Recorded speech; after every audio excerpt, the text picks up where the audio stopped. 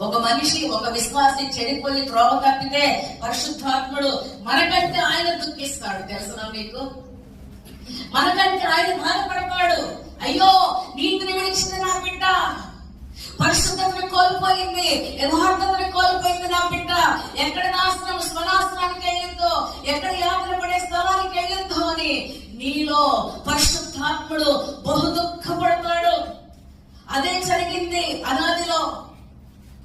భూమి ఆకాశములను చీకటి కమ్ముకున్నప్పుడు అగాధ జలముల పైన పరిశుద్ధాత్మ తండ్రి అల్లాడినట్లు మనం చూస్తున్నాం. అందుకే మీరు ఒకవేళ పాపం చేయాల్సి వస్తే నీకు బాధపడినప్పుడు సంతోషం వేస్తుంది.